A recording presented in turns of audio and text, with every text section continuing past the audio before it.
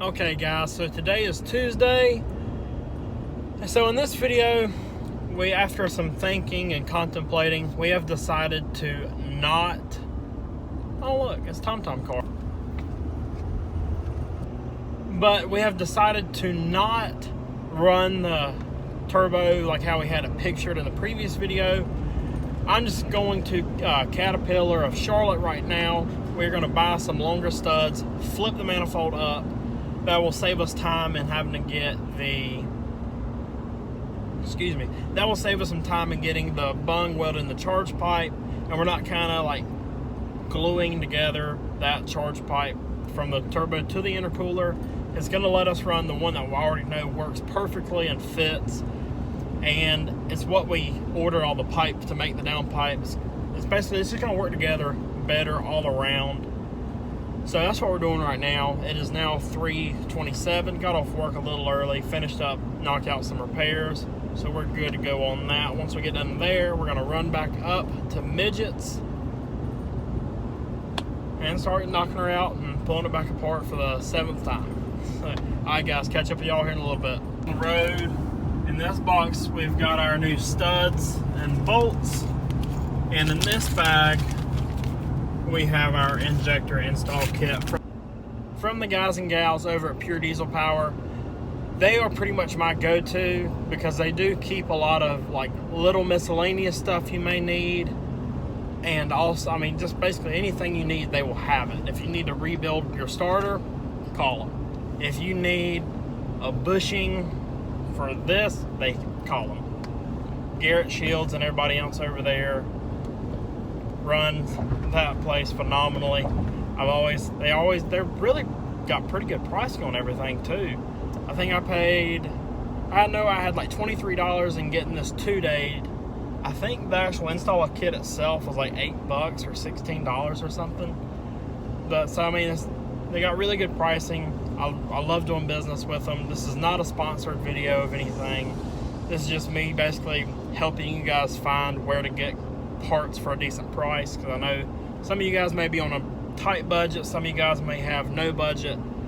So I'm just basically, this is for everybody in between. And I don't care if you're working with $1 million, that's a good place to go get your parts. So right now we are headed back up to Midgets Diesel, where we are going to get the injectors installed so Andrew can fire it up and check valve body pressure. And while he's doing that, I'm going to try to flip the manifold real fast and get that 100%. We may have to wait till after he does that. Okay, I got a van flying up on me. So we're gonna get back to it and catch you guys up later. Hey guys, so we went ahead, put our new copper washers on the injector and the return line. We got the return line bolted down, just need to do the bolt on the back side to hold it all down.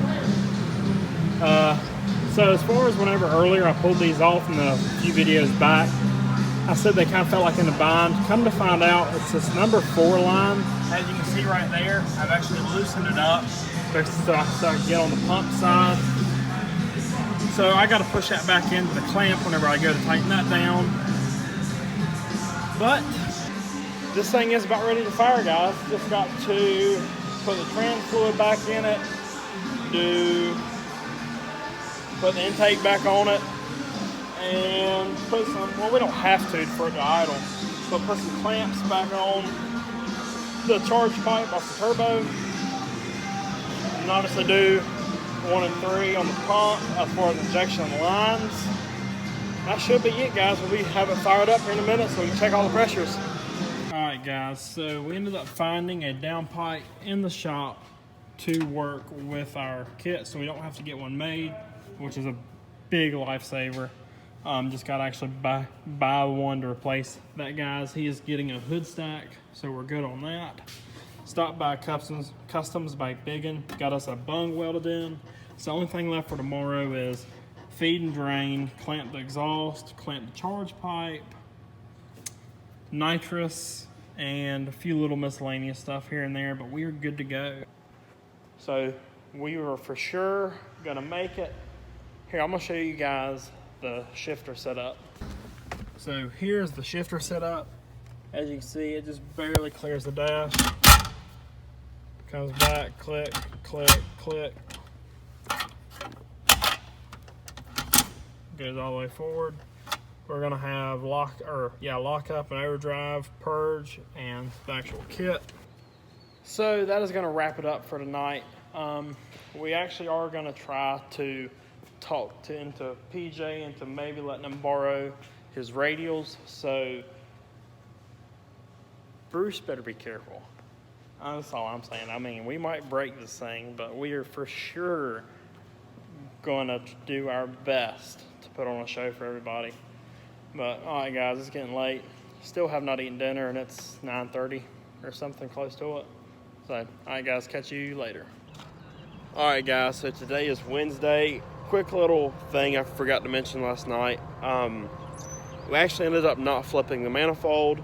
Just the way everything else worked out. We were able to kind of clock the turbo the way we wanted to get away from the shock tower. We were able to get the charge pipe kind of rotated over, so it's good. And we ended up finding a down pipe in the shop to work with my setup. So we don't have to go get one fabricated, which is really nice because this thing's really ready to fire once we get a few lines made. So, all right, guys, I just wanted to add a little something, kind of get a little bit more clarity throughout the video. So there you go. All right, guys, so we are back at Midgets. It's been a few days now. If you follow my Instagram, you would have seen that we were headed up here to Simpson 5.9. So go ahead and notice kind of more behind the scenes stuff. We've got Andrew working on that. He's wiring in, I think it's nitro solenoids, he said. So he's over there running the wires. They have since went ahead and made a feed line, got all the nitro stuff ran. We are currently battling number 5. Banjo bolt leaking, so went and got some brand used parts. Couldn't find any in stock locally, except for a buddy of mine that had them. So aside from this, they've checked valve lash because it had a weird knock to it, but we're kind of hoping that because of the injector leaking, it's just basically a dead hole. So we're going to get these thrown in. Hopefully it fixes our problem. So we will quickly find out. So for right now, I'm just going to get to it, guys. Stepped out. Okay, guys, so stepped outside a little bit, just kind of show you what I do believe the issue to be. See if I can set them up here. So on the right there is going to be the old one with that was leaking. If you can get no depth perception. All right, see how it kind of just looks elongated and it's really open?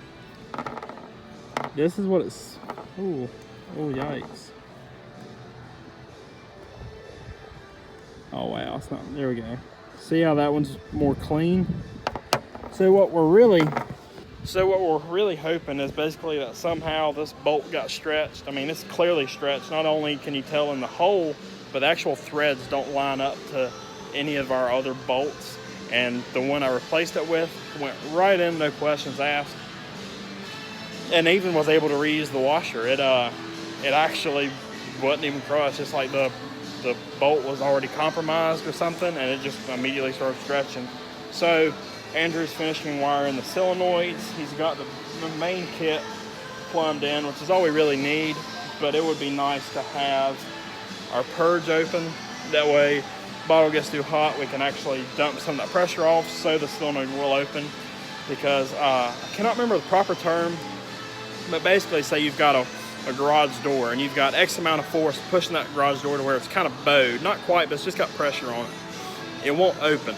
Same situation with that nitro solenoid. Get too much pressure behind it, it just binds it up. So hit the purge, bypass some of that pressure, and it'll open right up. So my particular solenoid isn't happy after about 1,000. Really, I try to keep about 850, 900 because of that reason. So they've actually switched out my bottle and gave me one of theirs since it was already full, and I don't believe, well, someone's taking the mother bottle. So we're gonna go ahead and wait on him to get finished up, and we'll get this thing fired up, guys. All right, guys, so they've got the music jamming in there, so I figured I'd just step out. Also, just had to make a call. So we fixed the fuel leak after pulling, so the original bolt was stretched, as I showed y'all already. Put another one in, same issue. But whenever I pulled it out, it had begun to stretch. And got to looking more before I pulled that one out, and it seemed like it was coming between the washer and the actual bolt. So pulled that bolt out, got another one, and actually changed out the washer for another one. tightened that one down really tighter than I really wanted to, but we got it to stop leaking. So right now we are about to throw my nitrous bottle in the freezer. Then we can take it to go get filled. Unfortunately, I will not be able to film where the bottle's getting filled solely because of I'll just kind of let you figure that out. It's not really, they don't really have the necessary license yet. So for now, we're gonna go ahead and let this thing sit in the freezer, probably sit there 15, 20 minutes or whenever it gets really cold to the touch, and we're gonna run up and get that done. All right, so we are leaving, taking to go get the bottle filled now that it's all nice and frozen. We're gonna head over, and it just fell. So I'm gonna head on over to go get it filled, and whenever I get back, I'll probably actually just leave straight from here to go back and get the truck and trailer, come back and get this thing. We are still battling not having four-wheel drive, which is it's pretty much just a big kick in the pants. So I don't really know what else to do besides from kick the linkage off the T-case and manually put it in. That way, I mean, if it doesn't work then, I'm completely out. I don't know what else to do. So, all right, guys, I'll catch up with you and pick you up in a little bit.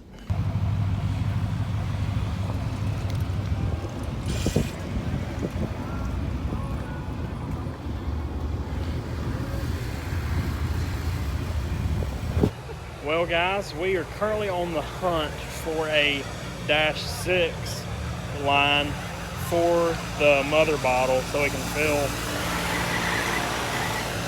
fill my bottle, but the bottle's only getting warmer and I don't believe he has a pump here, so it just means we're going to be able to get less and less nitrous actually in it. Thankfully, we only need it for a spool aid. So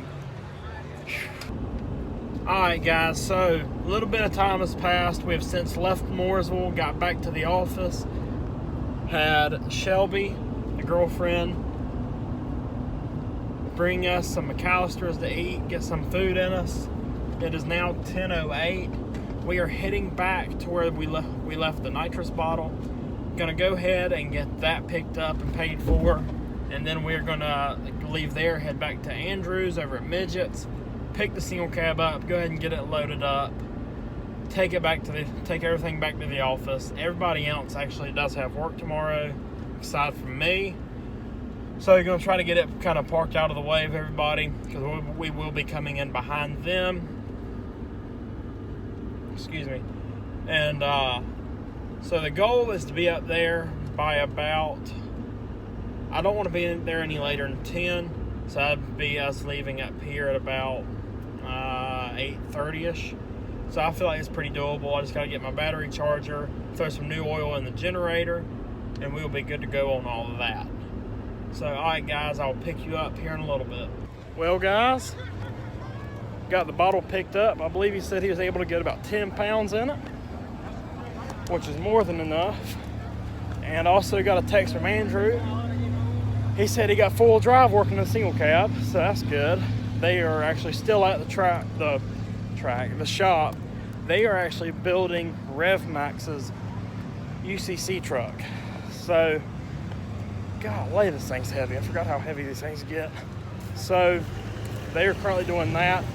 We are, if we make it up the hill, about to head back over there, get the truck loaded up, head home, and get into bed. Catch y'all guys here in about 20 minutes. All right, guys, well, got the radials on it, got it getting a little temperature in it. About to load it on the trailer and head home. It's like 11:30 or so. I cannot say thank you enough to Andrew and PJ and Sam and everybody else here at Midgets for all the help they've given us. So nothing but support for them, nothing but support from them. So gonna go ahead and load that up. It is getting a little bit late, so I doubt I'll film any more tonight. This video is gonna go up tomorrow, which is Friday morning. Then the next video you guys will see from me is probably gonna be about Monday or so, basically a post Rudy's. So guys, have a good night. See y'all out there this weekend. Catch up with y'all on the next one.